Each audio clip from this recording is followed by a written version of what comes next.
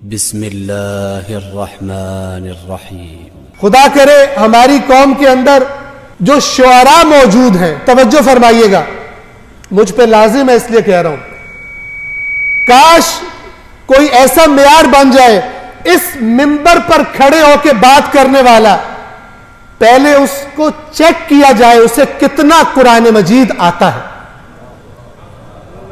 میں اس منبر پر کھڑے ہو کے کہہ رہا ہوں، ایک بڑی تعداد غائب ہو جائے گی یہاں سے اگر ان کو چیک کیا جائے انہیں کتنا قرآن آتا ہے۔ اہل بیت کے لیے شاعری عبادت ہے، بہترین عبادت ہے، ثواب ہے ان کی مد بیان کرنا۔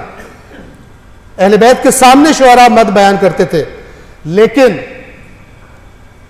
اس شاعر سے آپ کیا توقع رکھتے ہیں جس کا قرآن مجید سے سروکار نہ ہو، جو حدیث ثقلین پر عامل نہ ہو؟ نام اہل بیت لیتا ہے، نام قرآن نہیں لیتا۔ تو قرآن کیا کہتا ہے ایسے شعراء کے بارے میں؟ توجہ فرمائیں، وَالشُّعَرَاءُ يَتَّبِعُهُمُ الْغَاوُونَ، شعراء کی پیروی بہکے ہوئے گمراہ لوگ شعراء کے پیچھے چلتے ہیں۔ مگر یہ کہ چاہے مولانا صاحب ہیں، چاہے اپنے آپ کو کوئی ذاکر کہنے والا ہے، چاہے کوئی اپنے آپ کو خطیب کہنے والا ہے، کوئی بھی عنوان شاعر کہنے والا ہے، یہاں پر کھڑا کر دیا جاتا ہے۔ کوئی کسی محفل میں ہاتھ کھڑا کرتا ہے، میں نے شعر پڑھنے ہیں، میں نے تقریر کرنی ہے، لوگ کیا کہتے ہیں؟ خوب توجہ کیجئے گا، میں یہی بات کو ختم کر رہا ہوں، جب تک عملی طور پہ ہم قرآن کی طرف واپس نہیں آتے اس کے اثرات ہیں یہ۔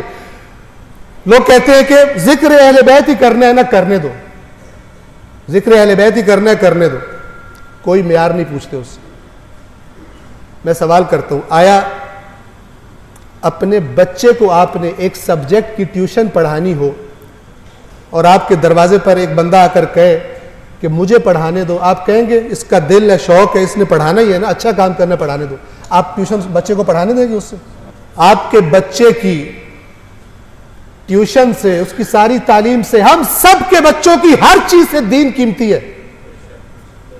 تو جب آپ کے بچے کی ٹیوشن پڑھانے والے کے لیے آپ کا کوئی معیار ہے، آپ اس کی کوالیفیکیشن چیک کریں گے، ایسے نہیں بچے کو سپورٹ کر دیں گے۔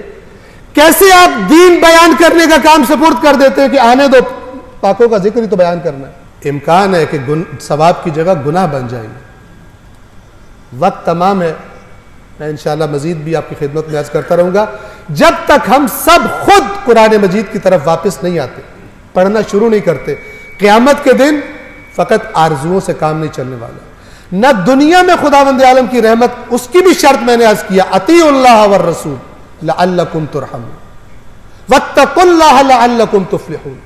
یہ چیزیں کیوں افسانے بن گئی؟ یہ چیزیں کیوں بیان نہیں کی جاتی؟ خداوند عالم قرآن مجید، اہل بیت اطہار، بالخصوص جناب سیدہ زہرا سلام اللہ علیہا کی سیرت، اور جس قرآن سے، جس کی تلاوت سے انہیں عشق تھا، جس انفاق سے انہیں عشق تھا، محبت تھی اللہ کے راستے میں خرچ کرنا، خداوند عالم وہ صفات ان کے راستے پر چلتے ہوئے ہمیں اپنے اندر پیدا کرنے کی، دوسروں کو ترغیب دینے کی توفیق عطا فرمائے۔